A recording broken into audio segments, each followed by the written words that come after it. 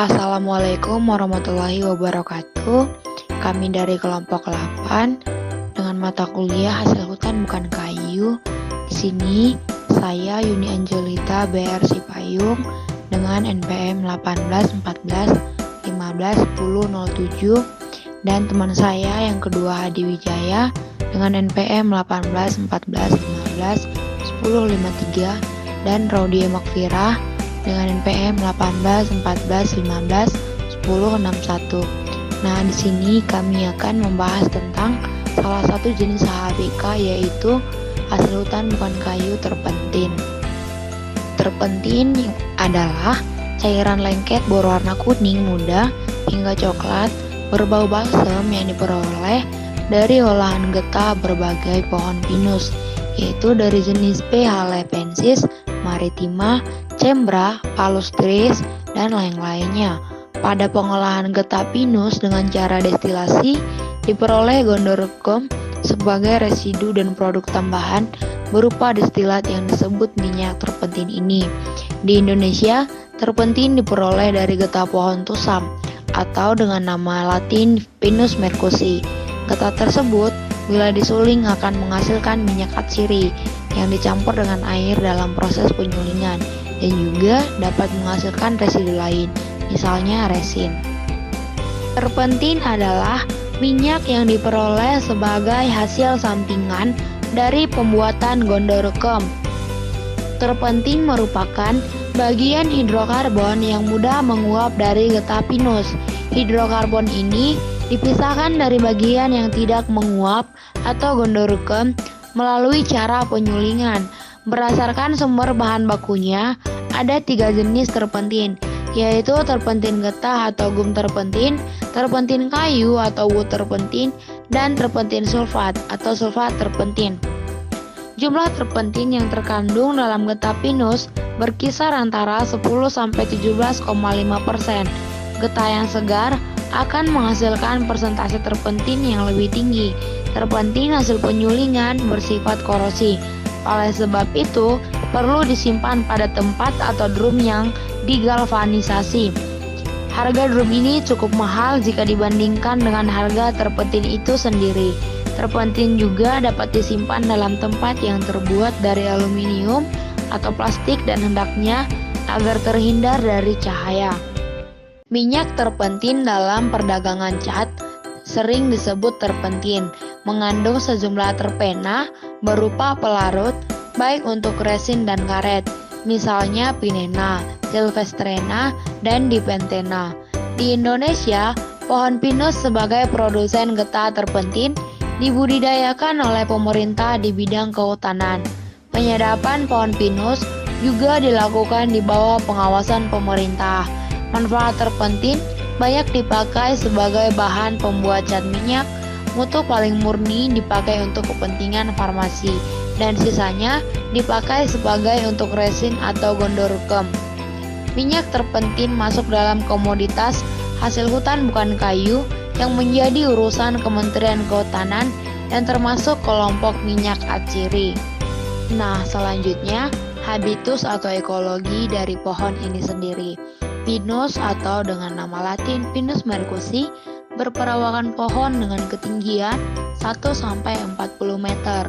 Batang pinus tidak berbanir dan kulit batangnya memiliki tekstur kasar berwarna coklat kelabu hingga coklat tua dan tidak mudah mengelupas.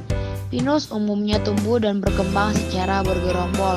Kondisi tanah yang cocok untuk pinus yaitu tanah asam, berpasir, dan memiliki serapan air yang baik. Pinus dapat ditemukan di daerah dataran tinggi dan bersuhu 18 derajat hingga -3 derajat Celcius. Pinus mampu tumbuh di berbagai ketinggian, akan tetapi tempat terbaik untuk perkembangannya berada di ketinggian 400 hingga 2000 mdpl. Curah hujan yang dibutuhkan pinus berkisar 1200 hingga 3000 mm per tahun dengan jumlah bulan kering 0-3 bulan. Baiklah, saya akan melanjutkan materi yang telah disampaikan oleh Yuni. Menurut distribusi geografi, awalnya tumbuhan pinus tumbuh di kawasan dunia lama, yaitu meliputi Eropa, Mediterania, dan Asia. hingga akhirnya menyebar ke kawasan lain yang disebut dunia baru, yaitu Amerika Serikat, Kanada bagian timur dan barat, Meksiko bagian utara, Karibia, dan Amerika Selatan. Indonesia sendiri memiliki satu spesies pinus asli yang berasal dari daerah Sumatera, tepatnya di daerah Tapanuli Selatan. Spesies pinus ini dikenal dengan nama Sumatran pine atau Pinus merkusi. Pinus di Indonesia banyak dijumpai di daerah Aceh, Toba, dan Jawa Tengah. Selanjutnya, saya akan menjelaskan manfaat dari minyak terpentin. Minyak terpentin memiliki banyak manfaat dan memiliki nilai ekonomis yang baik. Pemanfaatan minyak ini pada umumnya digunakan sebagai bahan untuk membuat cat minyak. Sedangkan minyak terpentin hasil penyulingan yang memiliki kemurnian mutu paling tinggi dipakai untuk kepentingan farmasi. Baru kemudian sisanya digunakan sebagai resin. Menurut statistik Kehutanan Indonesia tahun 2001, terpentin digunakan sebagai pelarut minyak organik dan resin. Dalam industri digunakan sebagai bahan semen sepatu, logam dan kayu, kampar sintetis, bahan baku industri kosmetik, dan antiseptik. Minyak terpentin dapat digunakan untuk beberapa penyakit seperti nyeri otot, sakit gigi, gangguan paru-paru, luka dingin, terkilir, dan kram. Manfaat lain terpentin untuk kesehatan diantaranya yaitu membunuh parasit, mengatasi jamur dan kandida, mengatasi bakteri, menghilangkan kutu, mengatasi radang sendi, mengobati infeksi saluran kemih, dan mengatasi flu. Penggunaan terpentin untuk kesehatan ini memiliki efek samping, tetapi kemungkinan aman digunakan secara topikal dengan dosis yang tepat. Selanjutnya saya akan menjelaskan mengenai teknik pemanenan dari terpentin. Kegiatan pemanenan terpentin dilakukan dengan cara penyadapan. Ada beberapa teknik penyadapannya, yaitu yang pertama, koakan atau kore. Teknik ini dilakukan dengan cara mengerok kulot batang lebih dulu. Kemudian kayunya dilukai sedalam 1-2 cm, sedang lebarnya 10 cm. Pelukaan dengan cara ini membentuk huruf U terbalik dengan jarak dari permukaan tanah sekitar 15-20 cm. Pelukaan yang baru dilakukan di atas luka lama dengan tebal jaraknya 5 mm. Cara yang kedua yaitu kopral atau riil.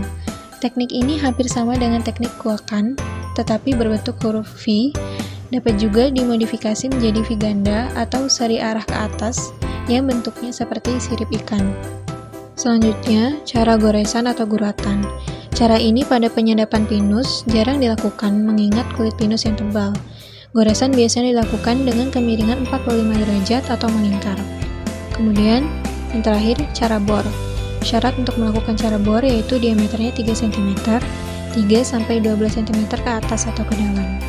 Dari keempat teknik tersebut, yang paling efektif atau paling banyak menghasilkan getah pinus yang nantinya akan menghasilkan terpentin adalah dengan menggunakan metode koakan, kemudian teknik bentuk V atau kopral, dan teknik bor. Di bawah ini dapat dilihat gambar dari proses penyadapan getah pinus menggunakan cara bor secara garis besar. Baiklah, saya di sini akan melanjutkan presentasi yang telah disampaikan oleh Raudia. Seiring perkembangan ilmu pengetahuan dan teknologi serta pengalaman kerja di lapangan, teknik penyadapan pinus terus mengalami pembaharuan. Orientasi pembaharuan cara penyadapan bertujuan untuk meningkatkan produksi getah seoptimal mungkin, namun tetap memperhatikan kelestarian baik produk getah pinus maupun pohon pinus sebagai penghasilnya. Pengujian pemberian stimulan untuk meningkatkan produksi getah pinus yang efisien dan sesuai manajemen hutan telah banyak dilakukan. Beberapa jenis stimulan yang sudah diuji cobakan pada pohon pinus adalah H2SO4, etrat, dan cuka kayu. Teknik meningkatkan nilai produk. Pengolahan terpentin dilakukan dengan proses destilasi. Proses ini bisa dilakukan dengan cara kohobasi, yaitu getah pinus dimasak dalam ketel destilasi dan kondensasi uap terpentin dilakukan menggunakan kondensor atau steam, yaitu pemasakan getah secara tidak langsung dengan uap dan terpentin dikondensasikan dengan alat kondensor. Penyulingan getah pinus ini menghasilkan gondorukem fraksi padatan yaitu sebesar 70-80% dan terpentin yaitu fraksi cairan sebesar 10-18%. Jadi, cara umum di Indonesia untuk memisahkan minyak terpentin dan gondorukem ialah dengan cara distilasi uap atau disuling, yaitu dengan cara mengeluarkan minyak terpentin bersama uap air yang sisanya disebut dengan gondorukem. Menurut Badan Standarisasi Nasional tahun 2011, penyulingan uap untuk menghasilkan minyak terpentin dilakukan pada suhu di bawah 180 derajat. Sedangkan menurut Sastro Hamijojo tahun 2004, secara umum minyak terpentin dapat diperoleh dengan 4 cara, yaitu yang pertama, destilasi getah pinus yang diperoleh dengan menyadap pohon pinus yang masih hidup atau terpentin dari getah. Yang kedua, ekstraksi potongan-potongan atau irisan ujung batang pohon pinus yang tua, dilanjutkan dengan destilasi, yaitu terpentin kayu hasil destilasi uap dan ekstraksi. Yang ketiga, destilasi destruktif, yaitu destilasi terhadap potongan kayu pinus yang berumur tua atau terpentin kayu hasil destilasi destruktif. Yang keempat, proses sulfat, yaitu pemasakan bubur kayu pinus yang masih berumur muda atau terpentin kayu hasil proses sulfat. Setelah getah pinus didatangkan dari berbagai sumbernya, getah pinus tersebut pertama ditampung dalam bak penampungan untuk menyairkan getah pinus agar limbah dan kotorannya terpisah.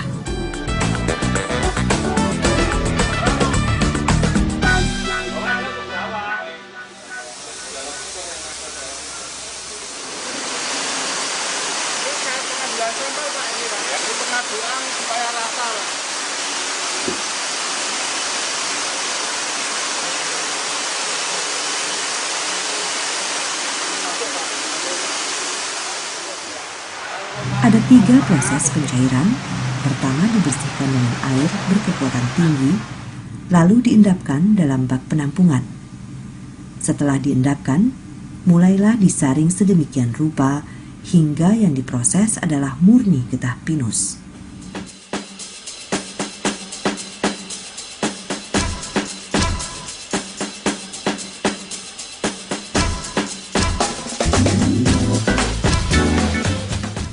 Setelah getah pinus itu mengendap melalui pengendapan yang teruji, selanjutnya getah pinus tersebut melalui proses selanjutnya, yaitu pemasakan.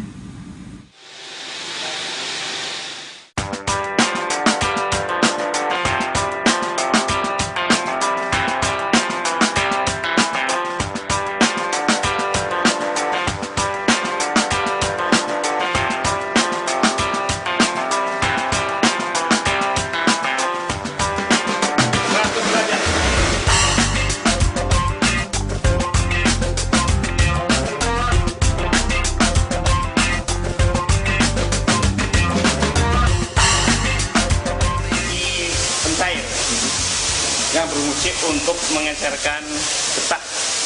Ini adalah tangki pengendap yang berfungsi untuk mengendapkan larutan dan lamanya adalah maksimal 2 jam.